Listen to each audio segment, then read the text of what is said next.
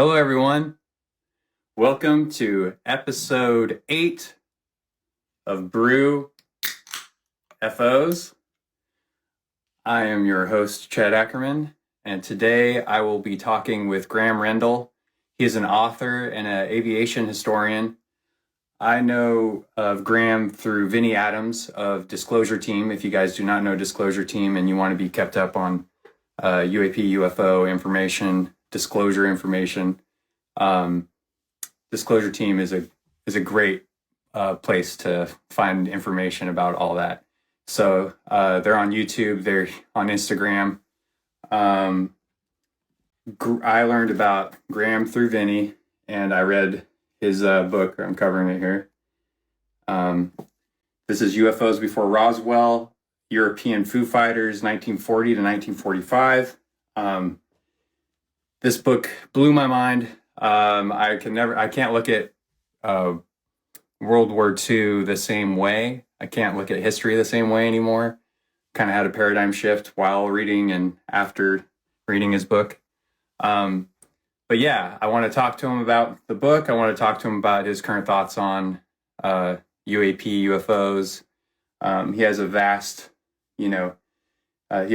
knowledge of all this stuff. So let's get Graeme on here. Hold on a sec.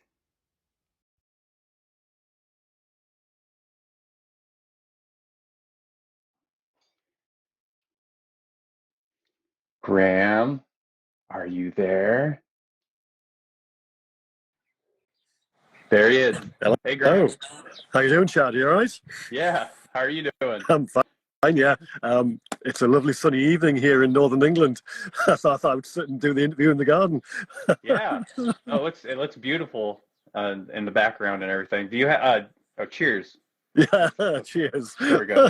Thanks for Anybody doing this. observant there? There's a 494th Tactical Fighter Squadron mug there from RAF Lake and Heath. Oh wow. Yeah. Can you turn it more sort of? Yeah. Let's see that. Yeah. Oh wow.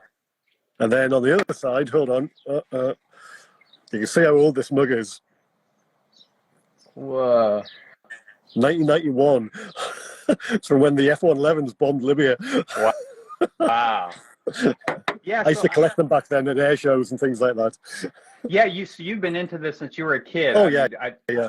At the end of your book, UFOs Before Roswell, you say like when you were 6 years old, I think it was 6, your mom got you a model plane, and then it was like over from there. Yeah, it was 4, but near enough. Yeah, you sort of in the ballpark there. It was pretty early on. It was just to keep me quiet. You've got like a precocious kid who's asking all the questions about the universe, and mother and father can't answer the questions because they don't know all the things I'm coming out with. And it's, here you are, son. Here's a model aircraft. Here's a model Spitfire for you. Keep you quiet, sort of thing. So yeah. Well, that curiosity never stopped. Because it never does. No. And I want people to know too, like you don't just write about UFOs. Like, no. You write about aviation. You have several books out there. You have quite a few books out there, and a few of them are about UFOs, UAPs, but not all of them. And That's right. You know a lot. Yeah. So. Well, I guess with the one you mentioned when you started the video and you mentioned about UFOs before Roswell, I mean, that's where everything came together. The aviation side of things, the history, the World War II experience, but also the UFOs, it all came together. So for me, it was like a perfect storm. It was a great way of just writing about something that I knew and loved, sort of thing. So it was perfect. A great start to writing about things, for people just to get a little bit more knowledge out there. Yeah, I know you. After this, by the way, everyone, Graeme is going to be talking with Vinny Adams, which I mentioned earlier, and Sean Roche of Witness Citizen, and so be on the lookout for that, because you guys are going to be talking about the new whistleblower that came forward and his I guess I could call it claims, or if we don't know if it's really. I think at the moment they're probably still. The in certain ways they're more than claims, but in other ways, they're definitely claims about the RS-33 sort of issue from back in the 1930s, and then possibly stretching through the 1940s. But yeah, we'll leave that for Vinny's show. Yeah, but so about let's talk about UFOs Before Roswell then. Okay. That so far is the only book I've read of yours. All right. and I want to go on to read your other books. Oh, thank you. I have them in front of me, so you have you might have to help me with the order, but you have Flying Saucer Fever, Aerial UFO Encounters from 1950 to 1952. And then the next book, would that be Dawn of the Flying Saucers? It was in terms of order of publication. Yeah, that's right. Okay. Then there's Dawn of the Flying Saucers, Aerial UFO Encounters and Official Investigations from 1946 to 1949. And the newest one is Intercept and Identify, Aerial UFO Encounters 1953 to 1954. Yeah, that's pretty much it.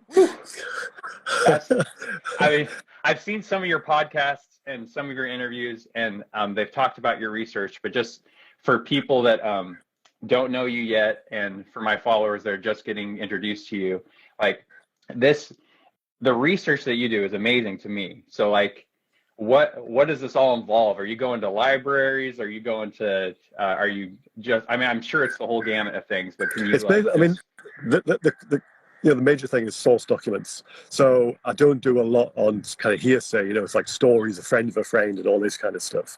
I need something to actually back these kind of claims up, if you like.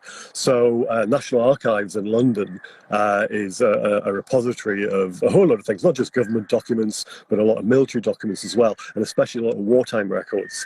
So you can actually look at all the Royal Air Force squadron histories there, not just from World War II, but right up until the 1960s and 1970s as well. Now, in terms of UFO documents per se, they don't have a lot because the Ministry of Defense actually basically destroyed a lot of documents from the 1950s and early 1960s. There are still some there, and much later on, so you're looking at the 70s, 80s, and even up to the 1990s, they have actually released quite a lot into the National Archives. There's still stuff that needs to be released. So yeah, there's quite a lot of stuff out there. It's just knowing where to look. And then you've got the likes of all the stuff that went into Blue Book or Sign or Grudge, the early American US Air Force programs. The actual background to those can be found. There are the raw intelligence files that provided the basis for their investigation. So the stuff that basically came from squadron level, from wing level, from group level, straight up to Blue Book and Wright-Patterson, those documents that basically intelligence officers on the ground in these various units said, look, our pilots saw these, and that information was passed on to Blue Book. Those are available as well. It's just a question of finding them. Mm-hmm. And then in terms of the mention about I mentioned about the RAF records about the war, there is a similar stash of stuff at Maxwell Air Force Base in Alabama for the U.S. Air Force. It's called the Historical Records Agency. So you can get a hold of stuff there. And me as a Brit, I can even get stuff from them for free. And that, a lot of that information was used in UFOs Before Roswell, the book about the Foo-Fighters in Europe in World War II. So, yeah, there's a lot of information out there. It's a question of finding it. Now, some of it is already available, and it's been around for a while, but a lot of it hasn't.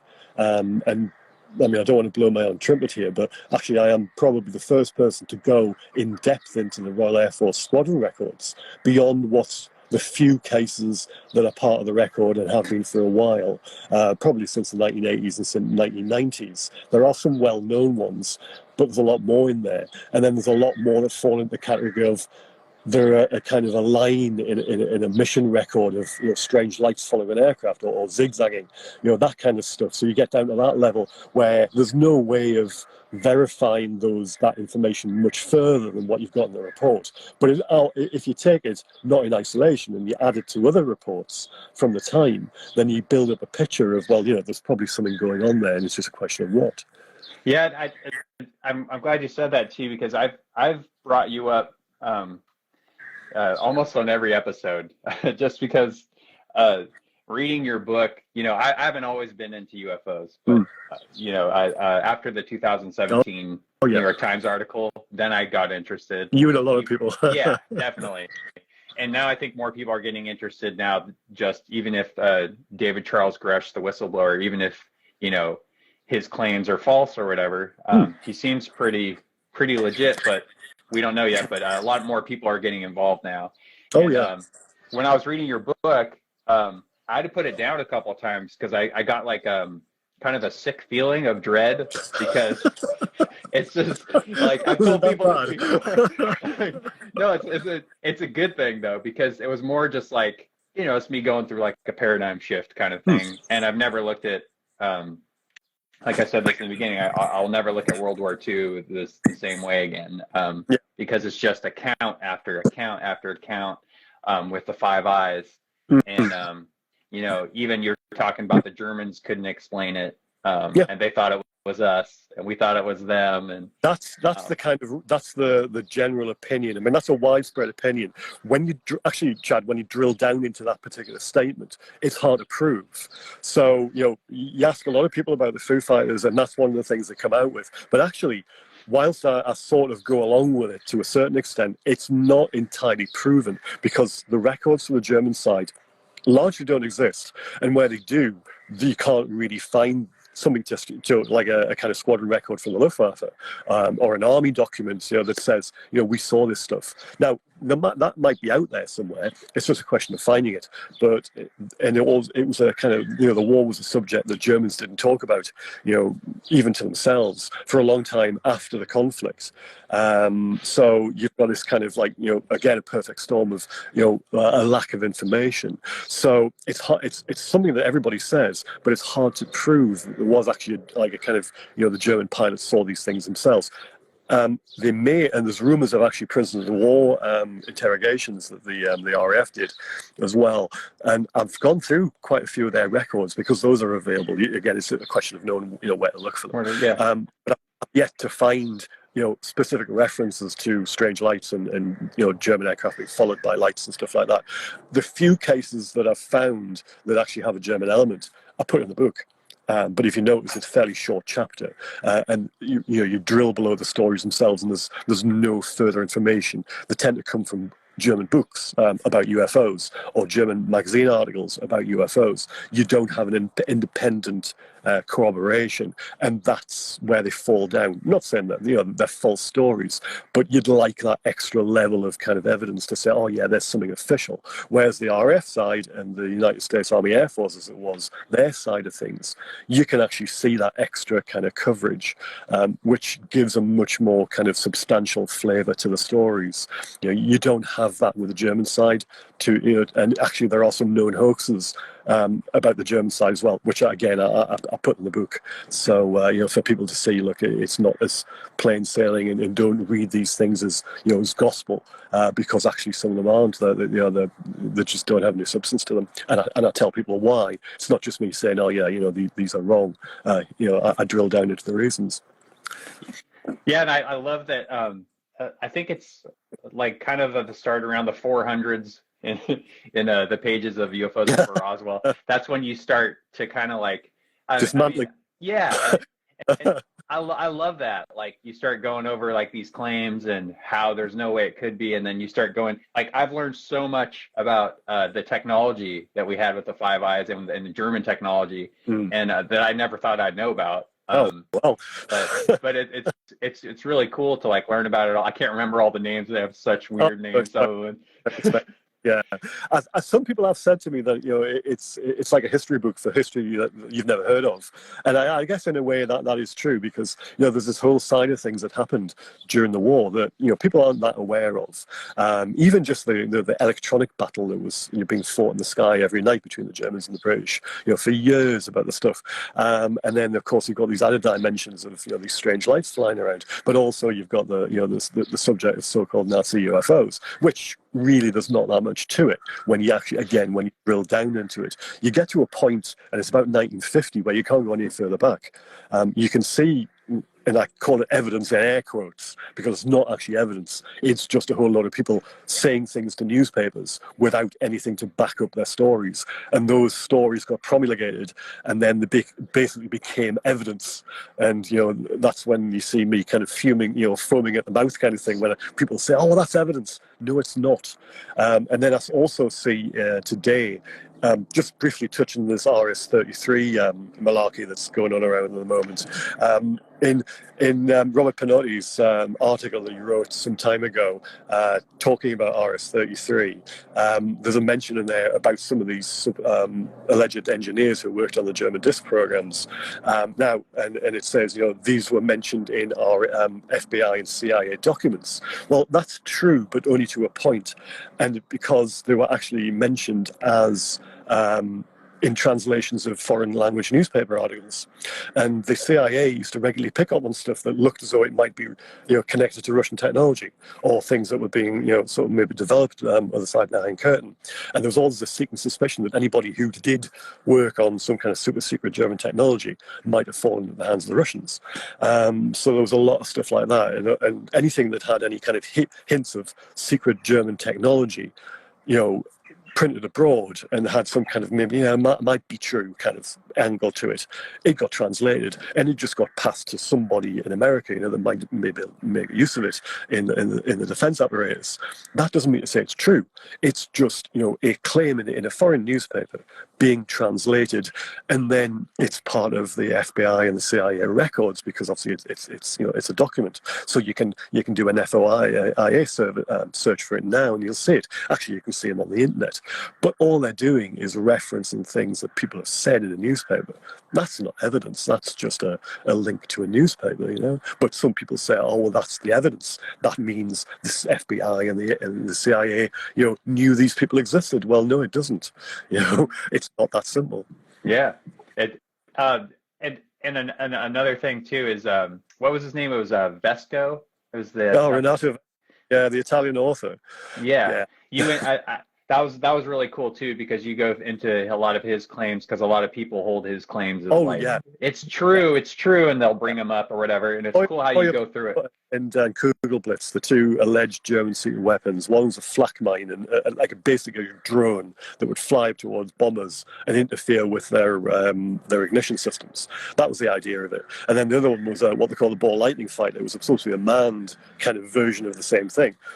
They never existed. They did exist, but in his mind, as far as I'm concerned, because he's got no evidence for it. His book is wonderful to read. It's one of these kind of, it would be a great work of fiction. And he does actually link a lot of kind of footnotes to things that did happen. But when he talks about these two things, all those footnotes dry up, and he doesn't have any evidence. And to me, that sorts like alarm bells ringing in my head. And I've gone through his kind of claims in detail. A few other people have done it in the past, but it was nice to put it down in print so people can see it all in one go.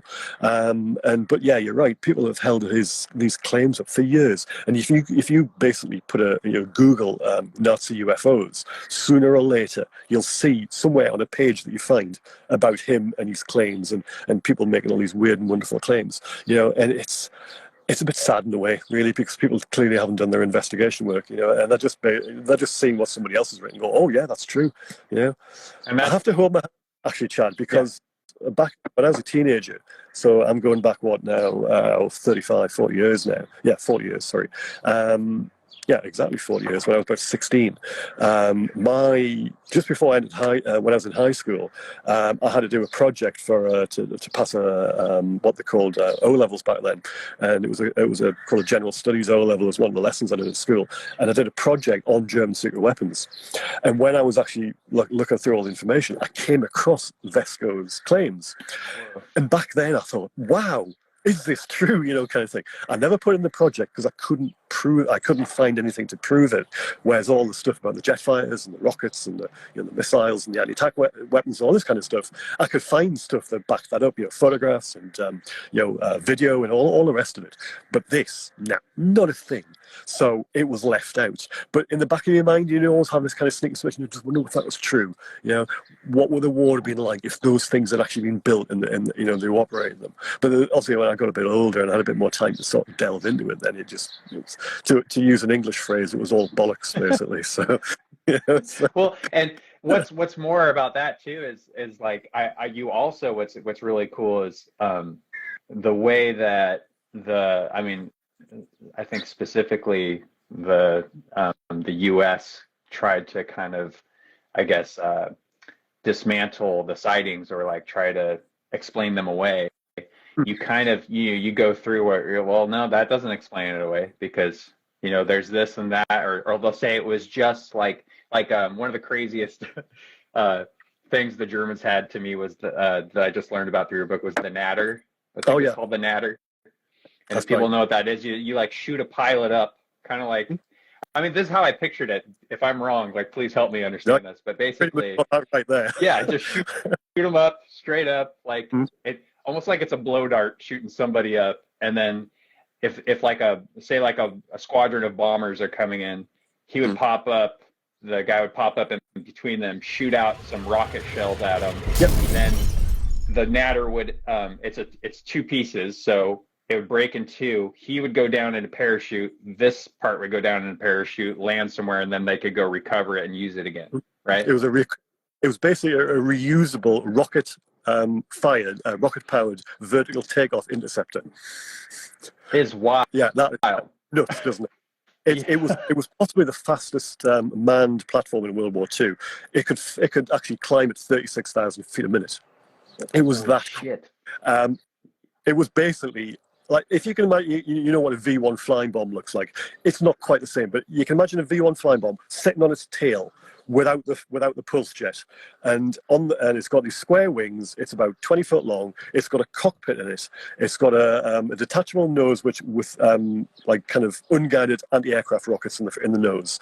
It's also got 4 solid fuel booster rockets sitting on the back around a liquid fueled engine that were fit into the Messerschmitt Comet, and it sat, as he said, on a launch tower, which was basically a gantry, they put Saturn V rocket onto, and they actually had loads of unmanned tests of this thing. And they were basically, yeah, you're right, they'd shoot it up in the sky, it would fly at 36,000 feet a minute. It had about 2 minutes of fuel in it. It got to 30-odd thousand feet, leveled off, found the bombers, and shot the rockets off at it. And then when it was the fuel was exhausted, you're right, the bits broke up into pieces. They came down by parachute for reuse.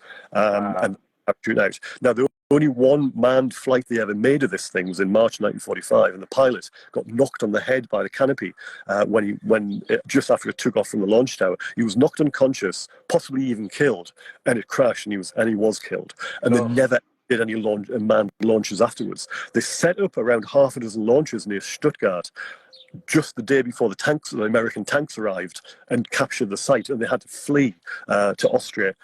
So they never used them in anger.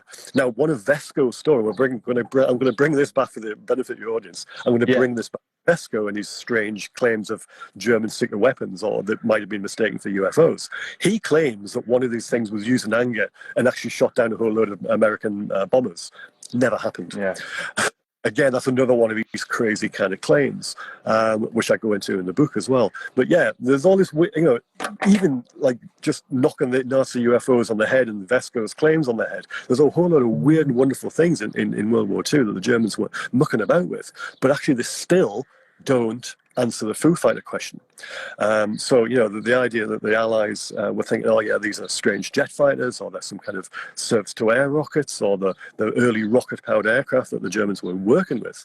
Again, all this stuff just doesn't add up. I'm not going to also go into huge detail here, but if people want to read the book, they'll see why all these kind of things that were put forward as various answers in terms of a kind of prosaic, or it's some kind of technology, those answers just don't stack up. And I go into a fair amount of detail with a whole load of evidence to say a case, because I don't like just making claims without evidence. Anybody can do that. And I've said this too on previous episodes, but I was like, no shade to Graeme, but if you do not like information and data, this book is not for you. but I think everyone should read this book. And how you brought up some people have talked about, like, it's a great history book.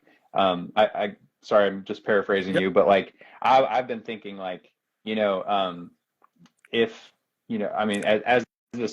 as whatever quote unquote disclosure progresses, to me, I was thinking, I was picturing college students reading this book. Like it's because this is what it's not, people. If you're watching this, is we're not talking about aliens here. It's not like in an ancient alien book, there's never an alien in it. Like Graeme might mention, like people thought it was here or something, but like that didn't really even happen until later on after World War II. No one was thinking it was aliens then or whatever. Yep. What we're talking about here is Foo-Fighters, which, you know, the majority of them were lights that were like kind of like balls of light that were different colors, and so many different pilots would see them.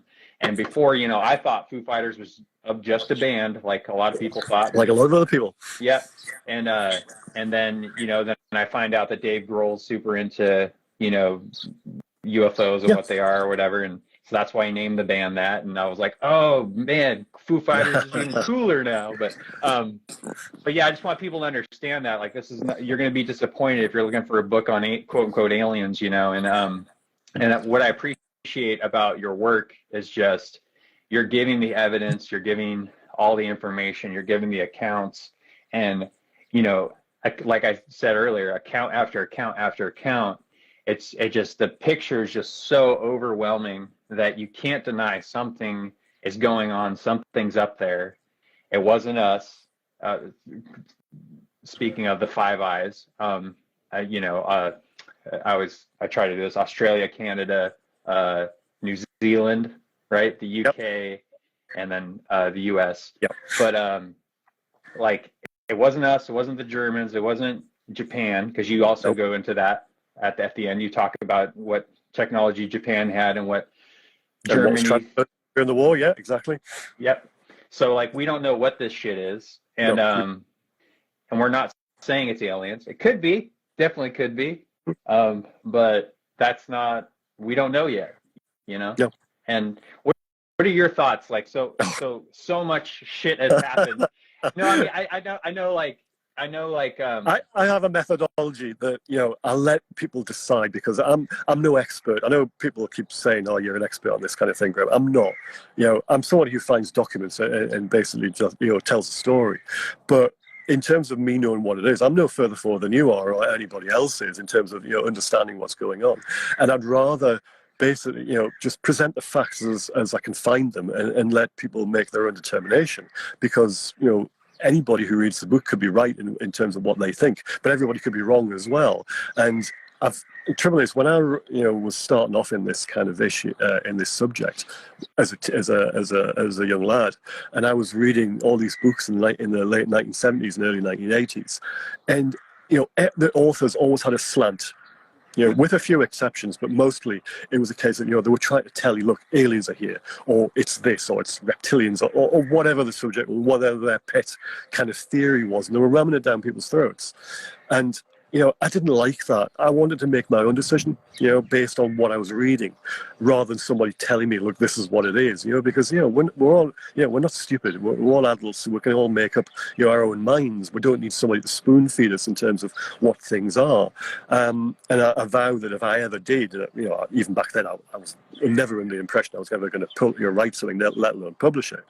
But I had an idea that, look, I was just going to tell a story, back it up with some evidence, and then let other people decide what, you know, I was writing about, whether it was true, whether it was false, and if it was true, then what did it represent?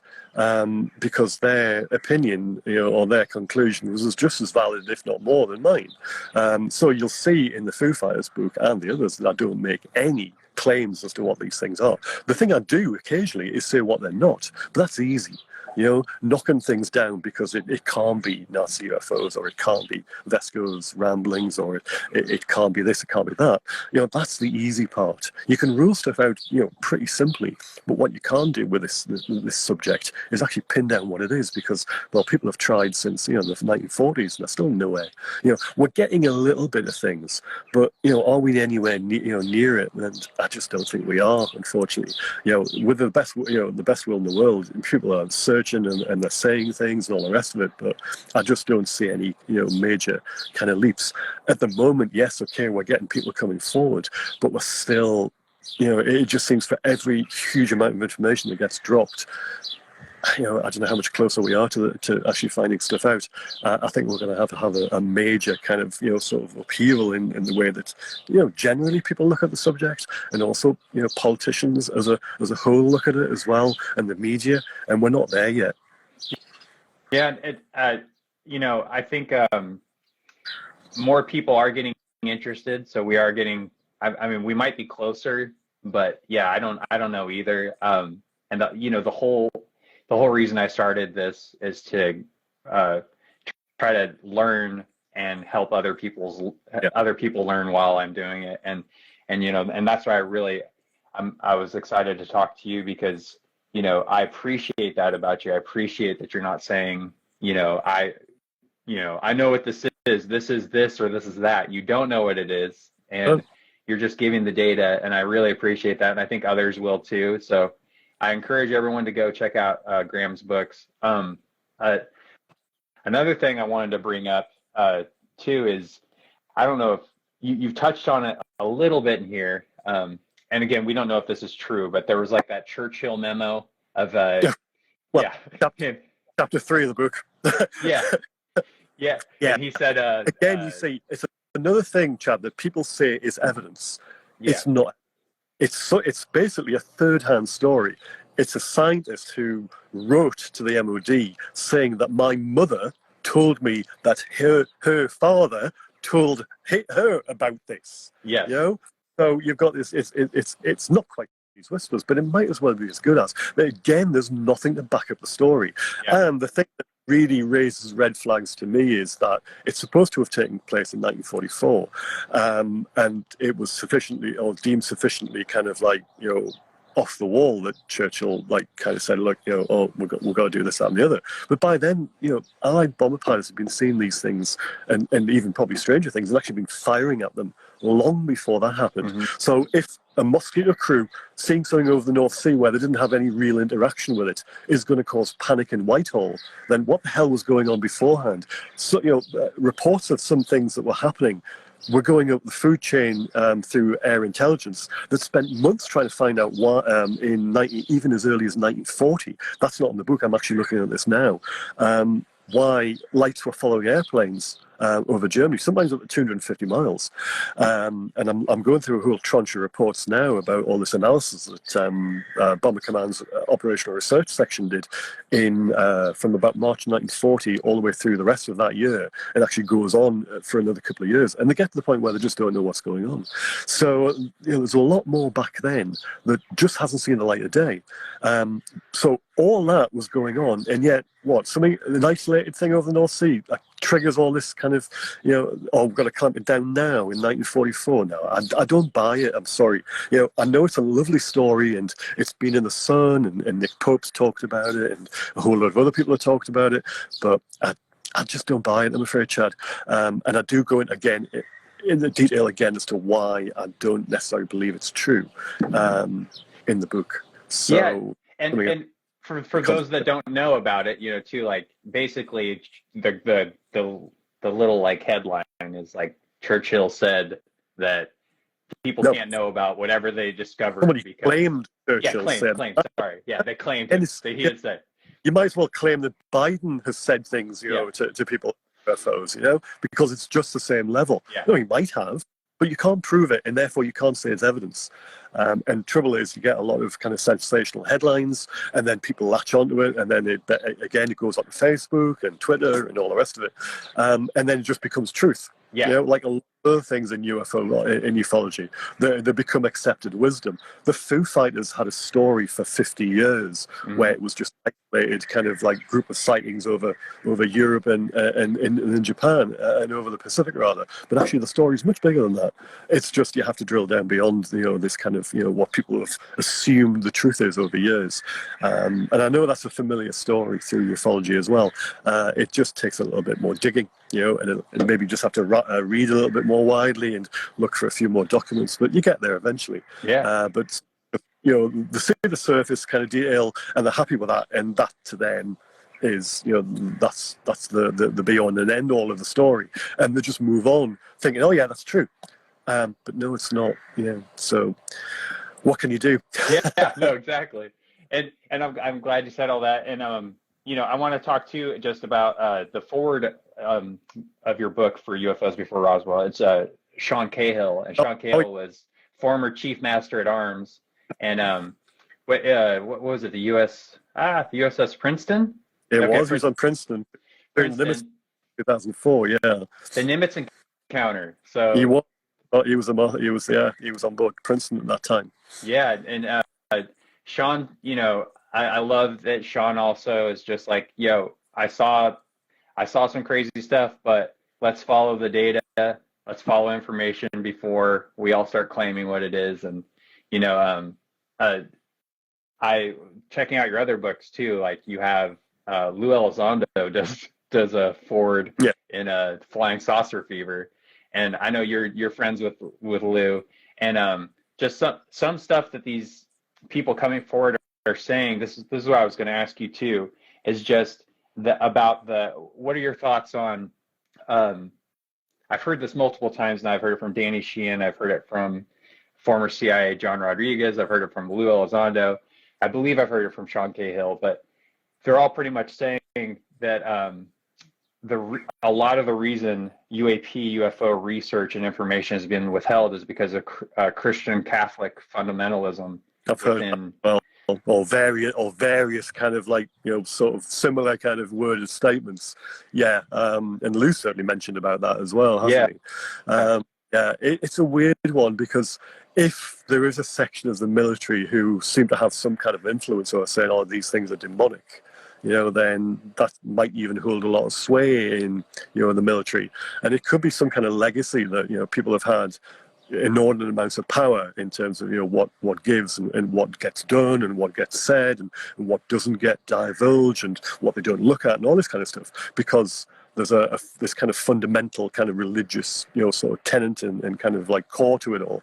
I mean, I'm not religious myself. I'm an atheist, but I can understand how it works. Because I've known enough people and I see enough stuff, through the media and just reading through history, basically, as to how some people who are quite religious, and that's not saying religion's a bad thing, but just to say that people do have quite strong faith and who do believe in kind of in demons, they'll probably go out of their way to sort of, well, you imagine people used to be burned at the stake for being demons or witches and all the rest of it, or that you've got the Salem witch hunt, that happened hundreds of years ago. So you can see the kind of lengths that people have gone to in history to get rid of heretics and to get rid of people who are classed as possessed.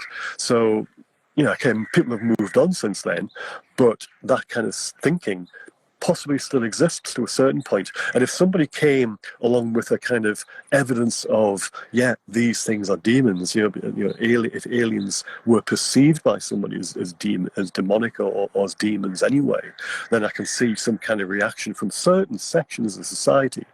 That would be really, really kind of, sort of dead against it kind of thing and try all they could to stop it or stop people talking about it or stop people looking into it and all the rest of it. But it's a weird one. It's not something, I guess it's not something I'm comfortable with because, because I'm an atheist and I'm not, entirely religious. I'm not really religious. But it's a real strange one. If it's true that a certain section of what you'd think to be a fairly, sort of intelligent kind of professional organization, such as the Department of Defense or the military or the US Air Force or whoever, were saying they're demons, and the next question would be, how do you know that? What's your evidence for that? Is there something you're not telling us, or should we be afraid even? There's a whole lot more there. It's a real strange one. Yeah. I actually, I just texted somebody this the other day, but I have friends and family that are very, very, very Christian, and all this new stuff coming out. Sometimes they ask me my opinions, but I've been texting with people that are saying it's demons and saying it's angels and demons and that's because that they take the Bible as complete truth. And so, if it says it in the Bible, that means it's true today, And I know most of the world is religious, and I know that Catholicism, Christianity is, really, I forgot how much percent of the world is, but it's I think it's 2 or 3 billion or something. It's pretty crazy. I could be wrong wrong about it. It could be angels versus demons, but not necessarily in that kind of in that phrase. It could be, like good versus evil, or one side against another, and we're just caught in the middle, So there's all sorts of the possibilities. It's just, I don't know. I'm not sure why it should be used as a reason to stop the public knowing about what's going on. I think that's where I'm a bit kind of, sort of questioning about the whole thing as to, well, why is that stopping? Shouldn't everybody know about it? And why can't you present it as a proper argument? Say, look, this is why we should know about it. We're all, we're adults. We're intelligent people. With a few exceptions, in somewhere different places around the world, people do some really stupid things and some really things that like invading other countries and all the rest of it, which you shouldn't do. So people who can't be trusted and don't act the way everybody else does, but actually that shouldn't stop the rest of us being sensible, having sensible conversations, and having sensible discussions about things that we don't understand. And the scary thing, especially in the United States, I've brought this up before, is just we pretty much have a dominated Christian Catholic Supreme Court here. And when a religion starts making laws for other people, that's when it gets really scary. Yeah. And so it kind of keeps us all on our toes, the ones that are like, what's going on here? And I came from a religious background, but then I left. But now just seeing what it does to people in certain communities, and it's just really and by it I meant laws, religious laws, or laws that are made because of religious backgrounds or religious beliefs. But I don't think it's just like the ocean. Like if they find a new deep sea fish or something, like you can call it a demon, or because it's so it's different than us or whatever. But that shouldn't be classified from public knowledge. Like we should all know about it. Yeah. So it's very strange. I'm not.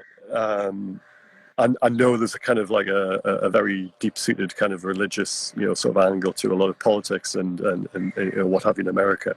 I'm not read up enough on it to be able to comment really, but I can understand how if it is, fairly deeply entrenched, then that could have a bearing on how things, maybe come out in not just UFOs, but other, the broadcast media and, as you say, the judges and politics in general. So yeah, it'll probably have a bearing on things. So yes, I'm not surprised if it did come into ufology. It's permeated everywhere else, for good or bad. So yeah. Let's talk. I guess just a little bit about David Charles Grush. He's if people don't know, you must be in a cave. No, I'm just kidding. But he's the whistleblower that's come forward and said that there's been this ongoing pretty much global cover up from the U.S. Working with other with other countries, but also other countries like covering up like findings of crashed non-human intelligences, non-human origin vehicles. And it's a big claim, and if his claims are true, it's the biggest cover-up of all time. And Congress has been lied to, and there's all these claims he's coming forward with that are very overwhelming, and it has kept me up a little bit because I'm just thinking about is it true? I'm sitting there just going over it at night. I haven't slept a lot. But what? What are your thoughts on this right now? I know this is just going to be the teaser for when you talk with Vinny and Sean next, but it's weird because everybody clamors for more information, and then when they get it, half the people are welcome it with open arms and think it's the best thing since sliced bread, and we're going to have disclosure tomorrow, and there are other basically tearing it apart and tearing the person and the whistleblower apart themselves. So you can't win. We're probably our own worst enemy in terms of how we go about sort of getting people to come forward, because I say we'll have this clamor for information, and then when it does come along, we either don't believe it or we don't believe the messenger, or we think the sun shines out of their backside. So it's just well, I say it's one of those things you can't win. And then when there are claims that you can't substantiate straight away, they might need a bit more kind of investigation, or you might just have to wait until something comes along in the future and proves them true or proves them false. That you're still left wondering, and sometimes there's just enough detail in there for people to go, there's definitely something to this. But also on the other side of the argument, there's definitely something wrong with what they're saying there, and something in between as well. So they've thrown this RS-33 thing in the mix, because that's come up in it, hasn't it, in what he said. And people don't know enough about that yet. And there are still some elements to that I'm not entirely sure about. So it's not it raises red flags with me. It just makes me think we need more information. Mm-hmm. And like a lot of other things. So like Bob Lazar, let's go back to the kind of original gangster of like whistleblowers, if you like. Bob's Lazar is a kind of what you call a Marmite character. You love him or you hate him, But actually, the way I've been for years since I heard about it, he came out in 1989 now, and George Knapp interviewed him. Actually, George Knapp wrote the foreword to Dawn of the Flying Saucers. So I'm grateful to George for that. Yeah. But to me, Bob's always been one of those kind of things where I flip-flopped about him, because you read about him originally, and it was like this wow kind of story. And then a little bit more information comes out about his background that makes him a bit suspect. And you go, okay, well, maybe not. And then then something else comes out, and it's like, wow again. And you just flip-flop from one side to another. So I'm probably one of those people that sits in the middle now, and I just don't know. Yeah. That's now my default. When somebody asks me about Bob Lazar, it's like, I don't know. Yeah. There's so much that basically confirms the gist of what he says, but also confirms that he's maybe not telling the truth. And I hate to say that, but I just don't know where the truth lies. Is he the best kind of sort of like con artist ever? Has he somebody that actually worked there, or is he somebody who just did enough, or was part of the program enough to see stuff, and then the rest of it was made up around him? I don't know. And people have spent an absolute fortune in terms of trying to work out whether he was true or not, and I don't think we're still enough, and only he has the answers really. So you take that and you extrapolate that through to the present day, and okay. So somebody has security or had security clearances. They were part of this program. They were part of that, and that's great. But when people then start saying about things that you have difficulty trying to corroborate from a second source, you just have to put it to one side and go, well, that's wonderful information, but we need now somebody to come forward and basically corroborate it rather. Until then, it's not just a wild claim, but it's almost that kind of level.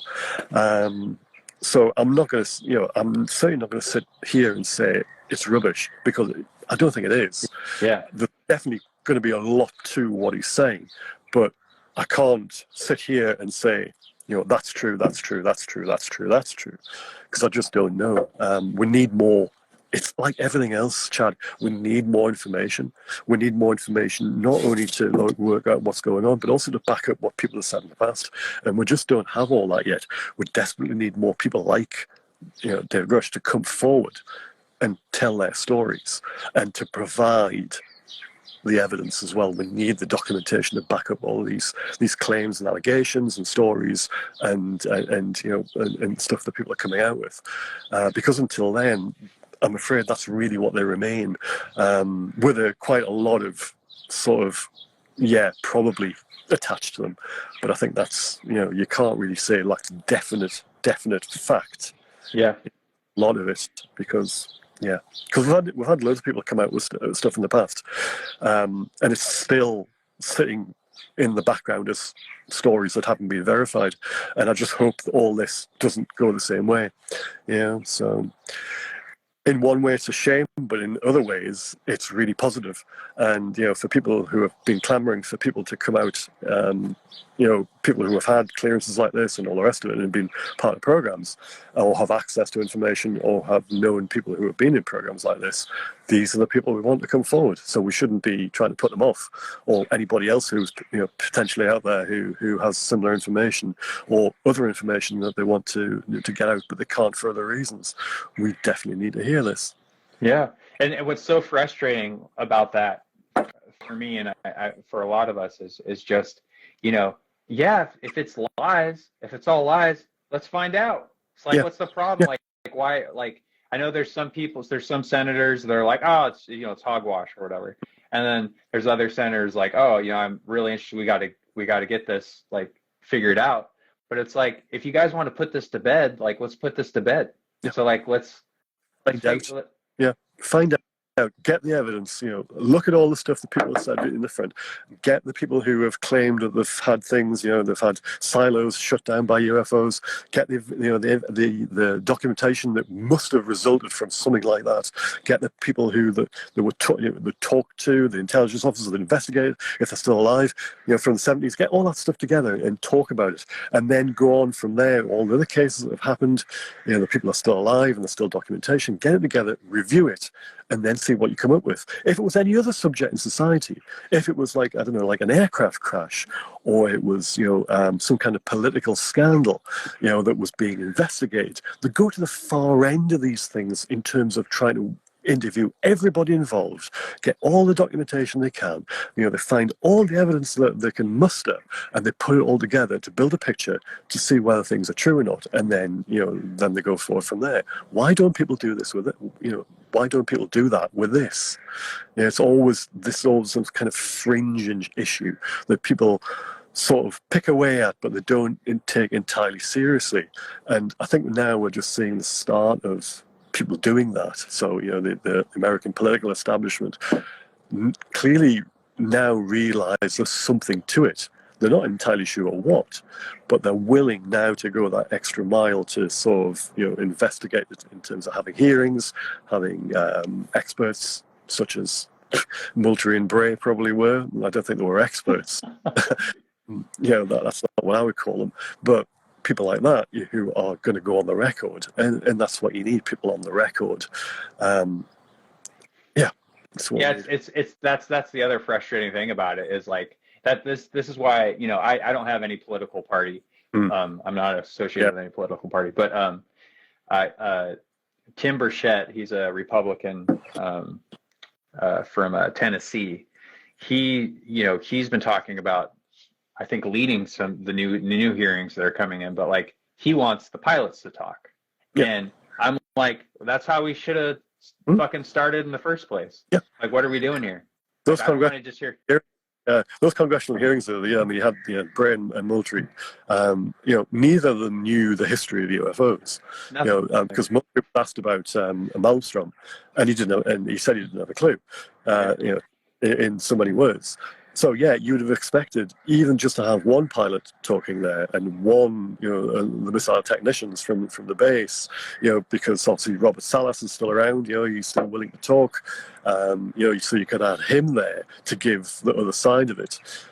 Because that would have set the cat amongst the pigeons in terms of things. Because if somebody likes making a claim, then they probably have to investigate it properly.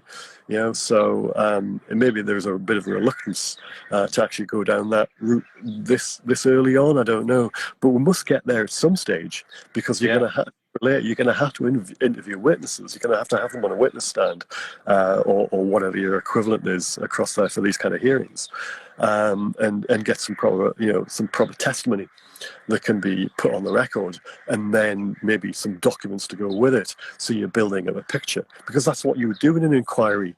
You would certainly do that in an inquiry in this country if it was an investigation into, say, like an apartment block fire, like they did the one that happened in London. There's this long-running investigation into it, where they've interviewed witnesses, they've interviewed people who are directly involved with it, they've interviewed contractors who built the building, they've looked through documentation, they've done all this kind of stuff. So why aren't they going to that kind of level with this? You just wonder sometimes. Yeah, that's what makes me more interested in it too, and I think that's what makes other people more interested in it too, is because it's just like, why are we dragging our feet, or why are all these people that have come forward over the years, since the 40s, that have crazy background credentials or whatever, say it's being covered up or it's being burnt or hidden somewhere, like no matter what. I'm not just talking about craft, I'm just talking about documentation, pictures, video, like whatever. It's so overwhelming. And like leaving religion, I felt lied to, and I felt like I was indoctrinated, and I felt it was a really hard process. It was a paradigm shift, and it was the hardest thing I've pretty much ever had to do. And so being interested in UAP, I'm sure there's people out there like, oh, Chad just left religion and just joined a new one that's like believing in aliens, or whatever. And I don't. I'm sure, like a lot of people say this, but like the universe is so big, I'm sure there's other life out there. But I don't know what this is, but it's too compelling. There's all these different people that have come forward. Like there's so much shit. There's just so much, like even your book. Like if someone just read your book, like you can't just sit there and be like, it's nothing. Yeah. It's the opposite of that. It's more like, oh crap, I got to put this down. I feel kind of sick to my stomach. That's how I had to take breaks so many times, dude. Like, and again, it's no shade to you. It's just like I'd be reading it and be like, oh, like man, like that's the 10th report, Do you have any, like while you're researching UFOs before Roswell, do you have any of those sightings that just really stand out to you? You've probably been asked this before, but like for me, that golden sphere was really weird. There was a golden sphere that like came up above a plane and then like went to the other side and then like shot off. That was weird.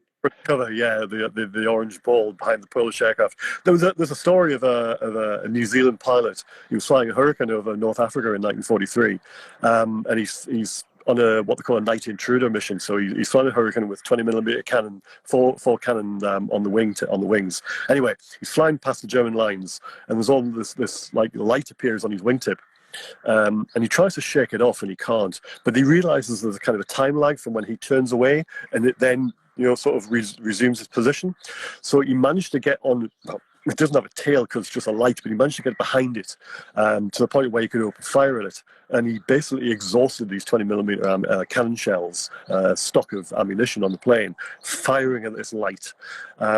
And it didn't do anything. It was still there afterwards. And he flew back over his lines and the light disappeared. He then turned back again to see whether he could reacquire it. And sure enough, it came back again. And he wrote a letter about this, what had happened during the war. In 1955, he wrote to the Minister of Civil Aviation in New Zealand when he went back home. That was after a famous sighting in 1955 of a New Zealand airliner crew and the passengers who had seen something over New Zealand. And he was writing to this Minister of Civil Aviation because he knew they were investigating it, to say, look, people have seen these kind of things before. I saw this in the war. Now, that's quite amazing actually, because even so, people then in 1955, that was right at the height or just after the height of the kind of UFO, the flying saucer craze that had swept America. People are sort of are looking at all this kind of stuff that's appearing in the newspapers and going, hold on a minute, 10 years earlier, or 12 years earlier in his case, I saw something really strange when I was flying over North Africa. So that's incredibly a kind of forward thinking, so that's like, a long time ago. So yeah, that's quite a nice story. That's definitely one of my favorites from there. But there's another one. Quickly, I'll give you this one as well. There's an American. It was actually an Army Air Force B-24 Liberator crew, and they're on anti-submarine duties over the Bay of Biscay, which is if you go north of Spain and west of France, basically, there's a bit of water between there. And they're looking for U-boats, and it's in November 1942. And all of a sudden, this huge thing without wings comes up behind them. And the story is from the ball turret gunner on the aircraft, and he reckoned that there was a sergeant on board the airplane who had a camera and he took pictures of it before it did a 180-degree turn and flew off, and those pictures have never been seen. Unfortunately, I actually traced the name of because it was all done with initials when it was reported to Len Stringfield. It was a famous researcher of years ago, and the guy who was the gunner actually just used initials of the crew. So I still haven't worked out who the gunner was, but I do know who the guy who took the picture was because I worked out who he was through squadron records.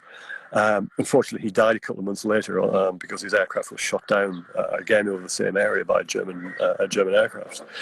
But it would be amazing if those pictures ever saw the light of day.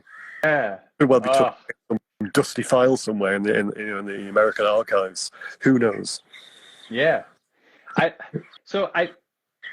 don't. You've probably been asked this before. Have you ever seen anything anomalous yourself? I have. Yeah, I mean, compared with a lot of people's stories, mine's pretty kind of mundane. I was about 12 or 13. I don't exactly know the age, and I don't exactly know the month, involved. But I was at my local school, which wasn't open at the time, but it was a place where you could get into and at a playground, and you could, somewhere where I used to play as a kid. And I was on my own, and it was in the summer holidays one year, and I was looking over to the north of where this place was, and it was on the edge of a city in northern England called Newcastle. And it was looking out over open fields, and there was big fluffy white clouds and all the rest of it in the distance. And there was this thing that I just saw it appear. I don't know whether it just appeared or how, but my eyes latched onto it, and it was like a teardrop on its side, and it was silver orange. And it was one of those things, when you see something and you think, "What the hell's that?" It draws your attention to it because it's out of place. I still don't know what it was. Even back then, I could tell you what various types of airplanes were, or it wasn't something I recognised. It wasn't a microlight. It wasn't a hot air balloon. It wasn't a glider. It wasn't a helicopter. It just didn't look like anything that should be in the air. And then it went behind a cloud and disappeared, and never saw it again. And the sighting probably didn't last much more than 10, 15 seconds. Might not even be in that. But it was one of those things where I just kept thinking, what the heck's that? I already knew about UFOs then because I'd already started reading the books, but when you're that age and you don't have anybody you can talk to about this kind of subject, because bear in mind, this is a long time ago, so this was 1970, probably 1977, 1978 kind of time. Not many people beyond the people who read those kind of books would know much about the subject, let alone be able to talk to them and discuss it. I didn't feel like I could talk to it in my family. My friends weren't interested in that kind of thing either. So who would I have to talk to? Couldn't talk to a teacher or something like that about it. I just kept to myself. So yeah, one of those things. Say it's not that exciting a sighting, in the overall scheme of things compared to other people's, but yeah, it's mine, and it's and I'm still kind of, I don't know what it was. Yeah, I don't know if you've talked to Sean Roche about that from Witness Citizen, but I think Sean's first initial what he saw was a teardrop shaped thing on its side too. Yeah. So have you met other people that have seen that type of? I've heard it. I've not met anybody, but I've heard it described different places over the years, and it's not something that I was aware of before I had my sighting. So, it's not something I can claim, I must have been influenced by somebody else's reporting. I only found out about that, years later, that other people had seen similar things, but it's not a common shape, I think, by any shape, any means. Yeah. But yeah, something I saw. So again, I'm none the wiser as to what it was. Yeah. I was just telling my mom this actually, but when that last, or the NASA UAP panel just happened. Oh yeah. And Dr. Sean Kirkpatrick, when he said that the spheres are the most, like, these spheres are seen most like globally, or these like silver-ish spheres. That's what me and my wife saw in 2013. Oh, right. But it wasn't small, and it was actually very, like, the size of a car probably, but it was just sitting up in the sky. And it was I live in the San Diego area, but I remembered it like we didn't know what the hell, because it's just so weird. It's just sitting up there in the sky, and there was a little red light on the bottom, and I was just like, what? So I asked a family that was walking by if they saw it too, and the dad was like, yeah, it's probably a UFO, and laughed and walked away. But but I do that. Yeah, But I tried to take pictures of it, but I had, a clam phone that took shitty pictures. Yeah. And But I think the mobile phone cameras don't take good pictures of things that are flying, nor do they take good pictures of things which are, some distance away in the sky. And people think, oh, well, everybody's got a mobile phone now. They're going to get some wonderful pictures. Why don't they? And that's the reason, because actually mobile phone cameras have limitations. yeah. And not like SLR cameras, you can't get that decent a picture of something that's actually moving quite quickly, nor can you get that good resolution on them. They're great for portraits and landscapes and stuff like that. They're ideal, but they're not good for being able to resolve something that you can't recognize, let alone sort of know what it is. So Yeah, and I think someone like Mick West, which I think he's necessary. He's trying to debunk a lot of these. So that Mick West would probably tell you saw a balloon when you were a kid, and he'd probably tell me and my wife we saw a balloon that was giant. And I've never seen a teardrop-shaped balloon on its side before. Yeah, a hot air balloon on the ground, which was being partially deflated. You'd see the basket and all the rest of it. Yeah, I would go along with that if that was the case.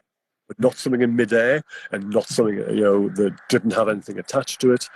And there were no stories of runaway balloons, things that had escaped the baskets and were flying somewhere to the east of Newcastle and all the rest of it. No, it's not something I recognise. I'm not going to say what it's aliens, it's spacecraft, because I don't know. I don't know what it was, and that's how I leave it. But then again, that's how I approach this subject. I don't like to sort of come down hard on things and say, yeah, they're definitely that. It's definitely that, because that way madness lies. New information comes along all the time with a whole load of stuff, and if you basically nail your colours to the mast for things, you are definitely this. 5 minutes later, you're going to be proved wrong. And you're going to be made to look really stupid. So I think the best thing sometimes is just to sit back a bit and go, that's lovely information. I need a bit more. Yeah. I think that's good advice. And, especially with people just getting into this, there's going to be so many narratives out there. You touch on it a little bit in UFOs Before Roswell. I like how you bring up, because I've brought this up in posts and in, episodes before, but there's so many different theories of what could be. It could be breakaway civilization. It could be time traveler. It could be, interdimensional. It could be all these things. Any one of them could be true, and none of them could be true. It could be something completely different. It might not just be something we can't imagine. It's something that we're physically incapable of imagining. It can go that far. So, and it might be just so beyond our kind of reality that we just have no concept, and we just, even if we did know what was happening, we still couldn't understand it. So yeah, it's it could be utterly in the true sense of the word alien. Yeah. So yeah, it could be. We just don't know. What are you currently working on? Are you working on a book right now? I'm sure you are, but yeah, of course, I've always got something on the go. So yeah, sort of somewhere through the next installment in the series about pilots and aircrew sightings. So it's 1955 to 1956. It hasn't got a title yet. I tend to come up with those at the last minute. I'm also working on a sequel to UFOs Before Roswell. Oh. So I am moment going again. I'm still delving through more squadron records, more intelligence documents from World War II. So yeah, that's taking a bit of my time at the moment. I'm writing an aviation sort of book as well about more local history from where I live in the north of England. So yeah, I've got a few projects on the go. So yeah, I'm never that idle, I'm afraid, Chad. That's good. That's good. I mean, you've done such a service for all of us too, to just learn about all this, and it's I think. I really do think it might be in colleges one day or something, just depending on how this goes, or it should be, because, it's I can't look at history the same. You've done that to me. The case, it wouldn't be the only book that would end up in the library. There's lots of other people who have written some really, really good work. The things I hold up to be, this is, the gold standard for writing about the subject, and there's a lot of people who would be on that shelf. So, well, I think you've already made history just by having, some of these people from the biggest cases of all time even do your forward or knowing them personally. So, Well, I mean, you're very lucky. Let's put it that way. you're Fortunate. yeah, it's amazing, man. And let me just real quick, I have notes here. I do this every time. I just want to make sure I go over it before I let you go, because yeah. Let me just see real quick. Talked about that. Okay, here's a good question. Like, so I know you brought up science fiction. You used to, or you're a fan of science fiction, but like lately, what books, I guess, besides your own, would you recommend? I've brought up Jacques Vallée's books. I've brought up your books. Jacques Vallée is something you should read. It's probably required reading for everybody. John A. Keel, there's your other one. You should read his. Len Stringfield's books, some of his are really good. These are the kind of almost, to use the is like classic UFO books.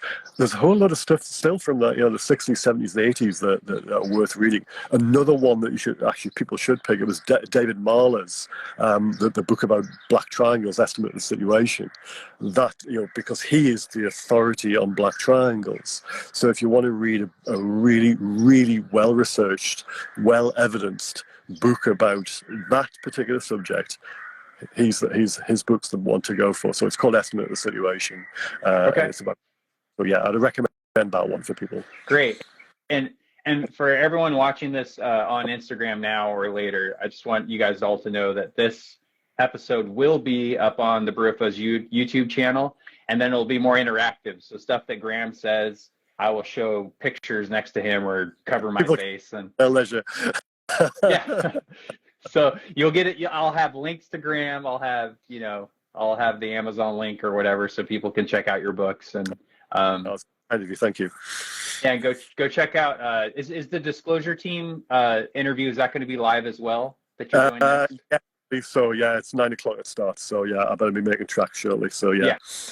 So yeah, I can let you go. Everyone, if you're interested, go check out Disclosure Team's YouTube live. And Sean Roche from Witness Citizen, we've had him on. He's awesome. So go check that out. But Graeme, thank you. I mean, is there anything else you want to say before you go, or is this good? Yeah. Just a big thank you for the invitation. It's a pleasure to talk to you, Chad. Thanks very much. I'll hopefully do this again sometime. Yeah, I appreciate you coming on, man.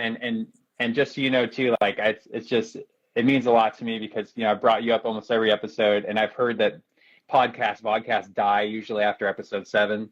So you being episode 8 is like it's a big deal for me. So you might as well pack up and go home now. Yeah, I'm out of here. No, it's awesome, man. I'll alienated half of your audience. No, thank you so much, and have a good rest of your night. And I hope to get a beer with you in person one day. Yeah, so that'd be lovely. I would look forward to that. Thank you. Thanks, Graeme. Okay. Take care, Chad. Night. Bye. Cheers. Bye.